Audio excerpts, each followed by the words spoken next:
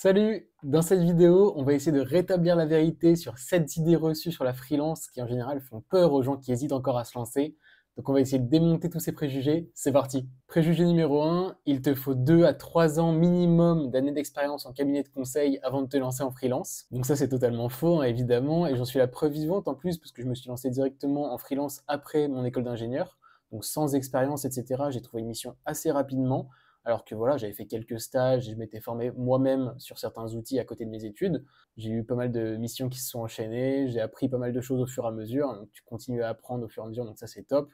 Et pour être honnête, je trouve que les cabinets de conseil profitent un peu de la faiblesse justement des étudiants qui arrivent sur le marché du travail et qui ont tendance à accepter un peu la première offre qu'on leur fait. Et du coup, bah, ils ne savent pas encore qu'ils pourraient gagner 3 fois plus tout simplement en étant à leur compte. Et c'est un peu une question d'audace, hein. Il faut tenter le coup et oser se lancer parce que forcément ça peut faire un peu peur directement en sortie d'études. Mais voilà, il faut tenter le coup, clairement, pas de sujet là-dessus. Préjugé numéro 2, un freelance va être totalement isolé et va rester dans son coin toute la journée. Alors ça pareil, c'est quelque chose qui fait très souvent peur, mais que moi j'ai jamais compris honnêtement, parce que maintenant en plus à l'ère du télétravail, etc., bah, tu peux très bien être isolé en tant que CDI et à l'inverse très bien intégré en tant que freelance. Donc pour moi c'est pas du tout une question de statut là-dessus.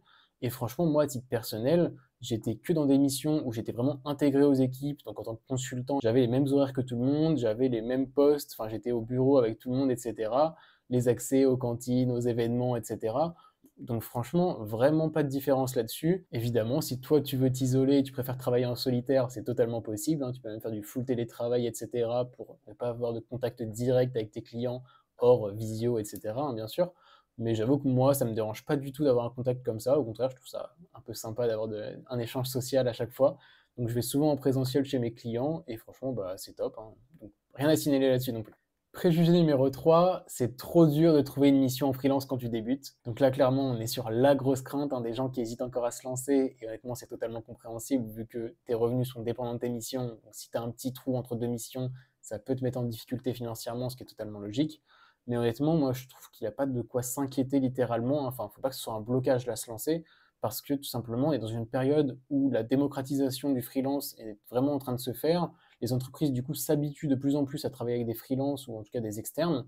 Et du coup, bah, franchement, il y a de plus en plus de postes qui s'ouvrent. Même des CDI, du coup, des postes en CDI initialement peuvent être ouverts à des freelances sur demande en fonction du profil, etc. Donc moi, je pense que vraiment là-dessus, il n'y a pas de souci. Tant que tu as une expertise, que tu fais tout pour optimiser ton profil sur les plateformes et que tu fais quand même de la recherche active du coup par toi-même et que tu montres que tu es intéressé par le fait de travailler dans telle ou telle mission et que tu as des objectifs vraiment clairs, pour moi ça va rouler et il n'y a plus qu'à, hein. Préjugé numéro 4, en freelance, tu n'as aucun avantage social. Donc là, pareil, hein, c'est une crainte légitime que les gens ont parce qu'ils veulent absolument être sûrs des garanties en termes de santé qu'ils vont avoir, de comment ça se passe niveau retraite, etc. Donc déjà, pour la retraite, ce que je peux te dire, c'est que tu cotises en tant que freelance. Donc ça, c'est une bonne info que tout le monde n'a pas forcément. Donc tu cotises pas à hauteur forcément des CDI, puisqu'ils vont payer un peu plus de charges, et donc il y a un peu plus de montant qui va être attribué à la retraite, mais tu cotises tout de même. Et ce qui est bien, c'est qu'à la fois pour la retraite, pour la prévoyance, pour la mutuelle, tu peux toi-même souscrire un contrat à côté, donc via un organisme qui fait ça avec différentes formules en fonction du montant que tu veux allouer à ça. Et donc tu vas tout simplement piocher sur ton contrat, enfin sur ta rémunération de freelance, donc qui est normalement assez bénéfique, où tu as largement de quoi faire, et tu vas tout simplement souscrire à ces contrats-là pour t'assurer une sécurité. J'avoue que j'ai évidemment pour la mutuelle fait tout ce qu'il fallait. Par contre, pour la retraite, moi je m'en suis passé, hein, clairement, parce que je compte pas du tout là-dessus. Mais je sais que c'est quelque chose qui est possible. Et donc voilà, c'est libre à toi de choisir ce que tu veux comme formule. Mais tout est possible et honnêtement, c'est pas un risque et c'est pas une peur à avoir là-dessus. Préjugé numéro 5, l'administratif, c'est vraiment trop galère. Bon, dans l'administratif, en plus, on peut mettre beaucoup de choses, hein, vu qu'il y a la création de statut, il y a toutes les déclarations donc pour les impôts, pour l'URSSAF, pour la TVA ensuite qui arrive à partir d'un certain seuil, pour les facturations avec les clients, etc. Donc ça fait beaucoup de choses qui peuvent faire peur. Et pour être honnête, ça me faisait totalement peur, hein, avant de me lancer. Mais au final, je trouve que c'est marrant, ça fait partie des choses qui te font super peur avant de le faire. Donc t'appréhendes, tu sais pas trop dans quoi tu t'embarques. Et au final, quand tu l'as fait, tu te dis, ah bah c'est tout, c'est fini. En fait, c'était juste ça. Donc voilà, c'est franchement juste mon conseil, c'est de ne pas vraiment se soucier de tout ça. Évidemment que ça demande un petit boulot par-ci par-là, mais bon, des déclarations tous les 3 ou 6 mois, franchement, ça va. Tu as ton petit Excel avec tous tes chiffres d'affaires renseignés et tu n'as plus qu'à faire la somme. On a connu pire, clairement. Et en plus, tu peux même avoir des rappels automatiques donc pour payer tes cotisations, pour faire tes déclarations, etc. avec des outils comme Shine, par exemple, qui est une banque en ligne pour les indépendants. qui va te simplifier tout ça, t'estimer à l'avance du coup qu'est-ce que tu vas payer en impôts, en charges, etc. Et même te simplifier la facturation, parce que du coup tu as quelques champs à remplir et il te fait une facture nickel d'entrée de jeu. Donc voilà, c'est mon petit conseil si tu as une banque en ligne à choisir, pour moi c'est Shine 100%. Je te mets un petit lien si tu veux en description, mais honnêtement c'est vraiment les boss là-dedans.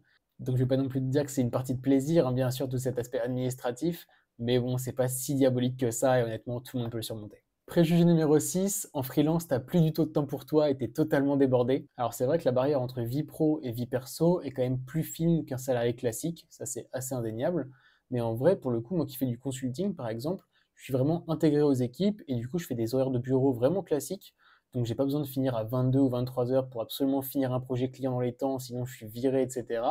Non, j'avoue que moi je préfère faire des vidéos freelance pour vous aider au maximum, mais c'est pas la question. En vrai, il n'y a pas d'alerte sur les horaires du tout.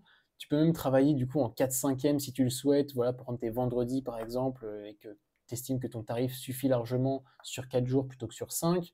Donc c'est vraiment modulable, et si tu as des missions courtes, tu peux vraiment avoir des horaires flexibles. Donc à part un pote à moi qui fait 3 missions en même temps et qui en peut plus, bon il encaisse, hein, ça c'est sûr, mais il ruine ses week-ends clairement, mais ne soyez pas ce pote-là. Mais sinon, franchement, tu as des horaires vraiment classiques. Donc voilà, hein, c'est toi le maître de tes horaires de toute façon. Donc quand tu as l'occasion, profite au maximum de la flexibilité qu'offrent certaines missions, c'est vraiment cool. Et sinon, il n'y a vraiment pas de quoi se soucier des horaires de travail. Et préjugé numéro 7, ah bah de toute façon, la freelance, c'est que temporaire et il n'y a aucune stabilité. Ah ça ok, je te l'accorde pour la stabilité, tu seras pas mieux qu'en CDI, ça on est bien d'accord. Mais par contre, quand tu vas goûter à des missions longues en freelance, que tu vas gagner 3 fois ce que tu as gagné en CDI, alors qu'il n'y a pas vraiment de différence au quotidien, là, ça va être très très dur de revenir en arrière, hein, clairement. On a tous eu cette démarche-là, hein, de commencer la freelance en se disant je teste sur une période et on verra si je reviens ensuite à un autre poste ou à un autre CDI ou quoi que ce soit. Mais en fait, bah, une fois que tu y as goûté, tu peux pas revenir en arrière, tout simplement. Moi, ça fait 5 ans et je ne me vois pas du tout faire la démarche inverse. Pareil pour pas mal de proches à moi. Et au final, enfin, je parle souvent de missions longues parce que c'est évidemment le truc royal pour moi. Mais sinon, toutes les missions courtes, ça marche largement de la même façon. Si tu satisfais des clients, que tu fais du bon boulot, etc., ils voudront retravailler avec toi, donc ça fait des missions récurrentes. Ils vont te recommander à d'autres clients, et donc ça te fait un agenda bien rempli.